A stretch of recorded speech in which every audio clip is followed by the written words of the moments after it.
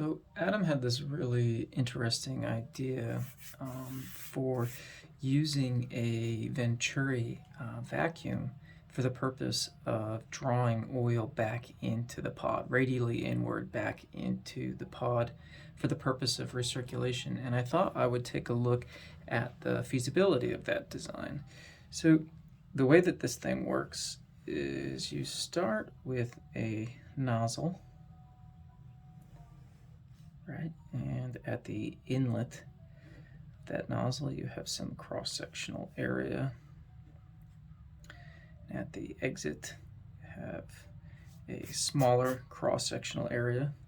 We start with some initial velocity, some initial pressure, and final pressure, final velocity.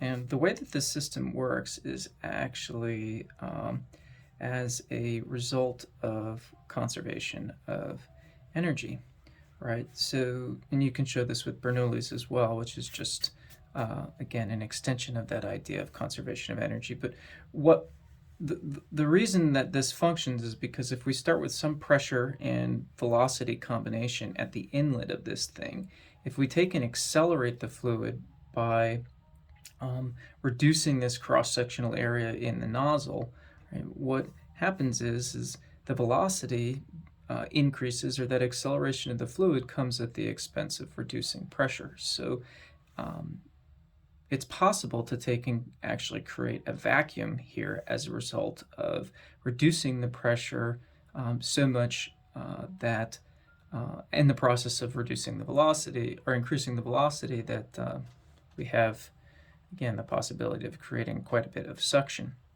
So I thought in the case of the pod now, we have to take into account the fact that this system is rotating, which means that if it is in fact rotating, if we have a column of fluid, let's just look at this like we had some amount of fluid. Again, we're taking this section up here, right, that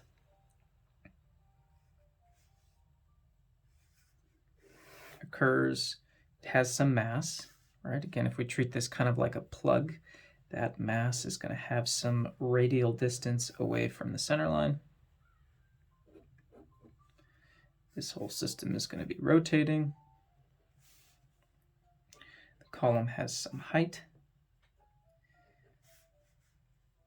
And there is some pressure at the top of this and some pressure acting at the bottom.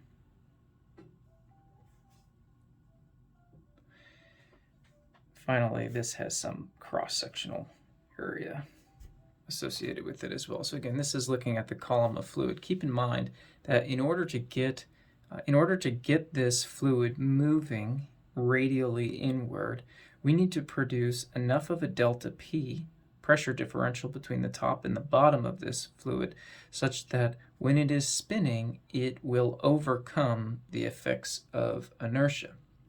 Right? So again, extending this idea of treating it like a plug, if we draw the free body diagram on that plug,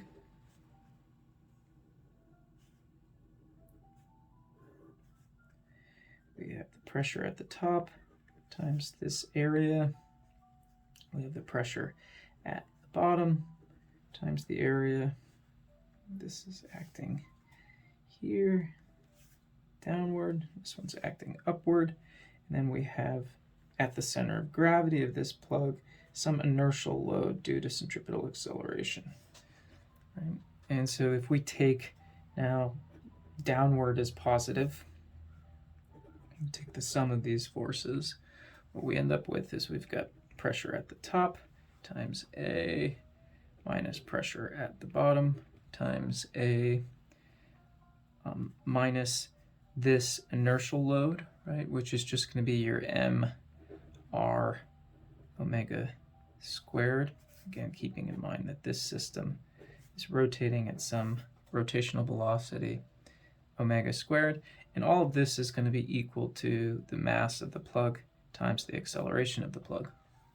right? So basically what we're saying is if we treat this sort of column of fluid as something that's going to move like a plug, again, which is not exactly how this is going to behave, but let's just say for a rough estimate on the behavior of this system that it does act like a plug. What we can say is that the acceleration in this system, right, is with a little bit of rearranging, right, is going to be equal to the cross-sectional area divided by the mass minus the pressure, the pressure at the top minus the pressure at the bottom, right, which is your delta P, minus R omega squared, right, where this is the vacuum, let's say, or the tendency of there to be some pressure differential to drive the fluid radially inward, right? So if this quantity is positive, remember in this case, a positive acceleration means that this column of fluid will be moving downward, right? And this quantity here, which is your inertial.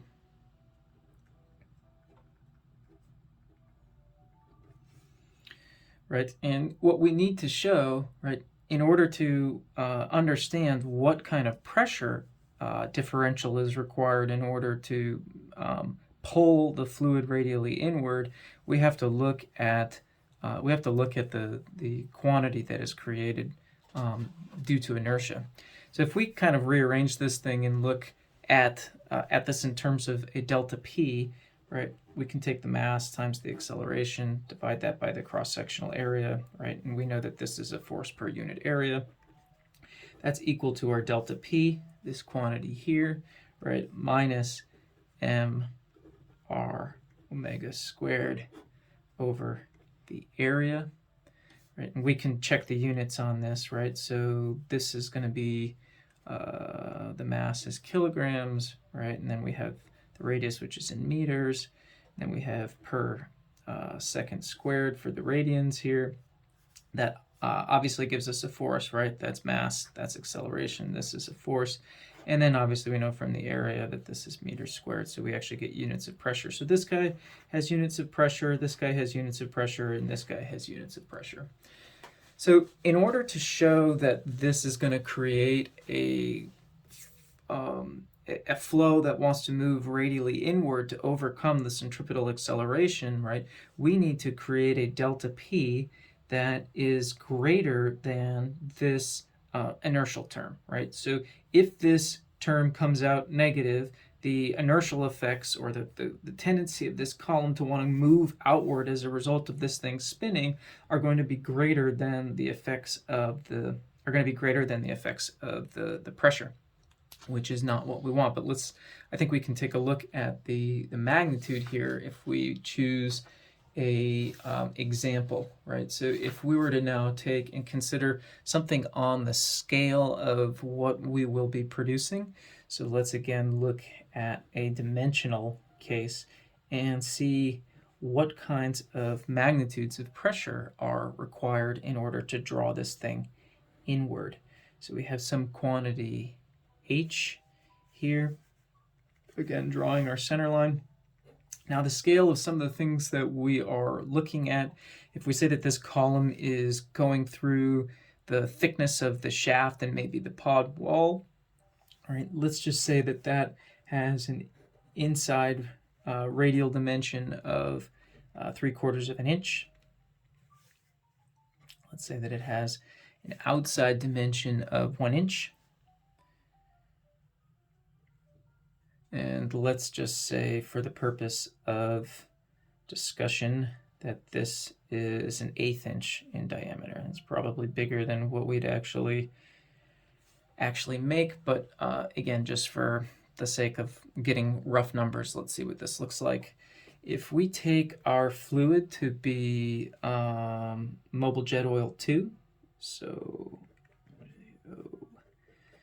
2, right, that tells us that the density is equal to 1,000 3.5 kilograms per meter cubed, right? We can take our diameter now. This diameter is 0.125. I'm going to convert everything to metric just so that I don't have to keep track of units. I just know that they're going to work out. This is, what is that? That is 0.003175 meters. The radial dimension here, which I didn't draw, but this is the distance from the center line to approximately the center of gravity of our plug, or basically the middle of the column. Right. This is gonna be at 0.75 plus in eighth of an inch, because the height of the column is a quarter of an inch. That's going to be 0.875 inches.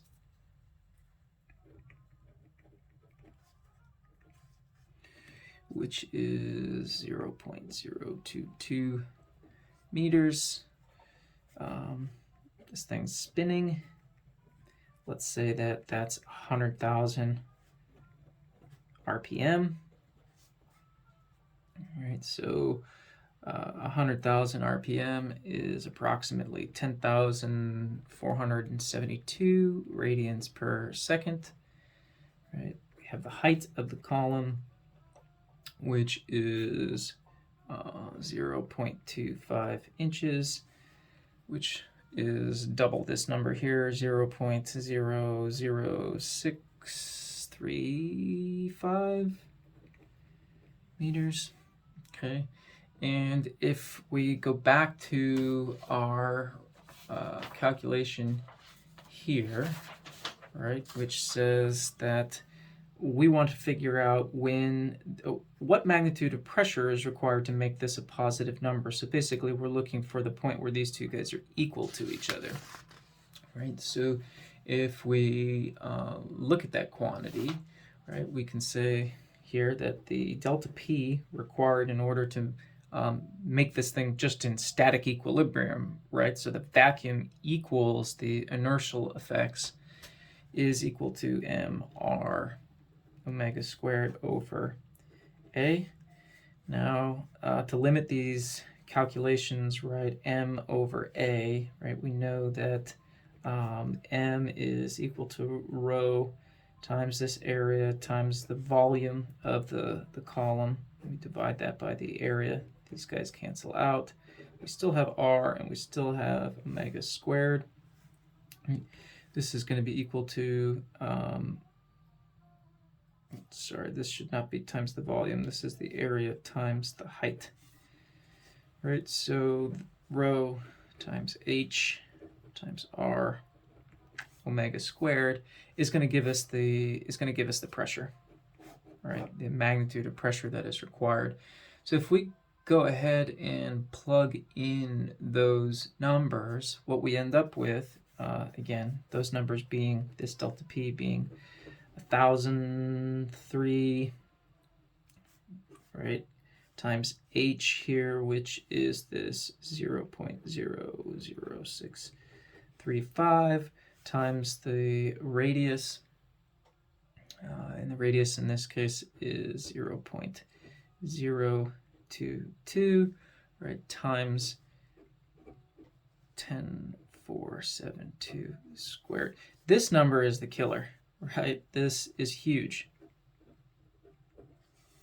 Once we start looking at 100,000 RPMs, and the fact that this goes with the square, it ultimately makes just a very large number here. So what we end up with is, in pascals, this is equal to 15 million pascals, which is approximately 2,229 psi.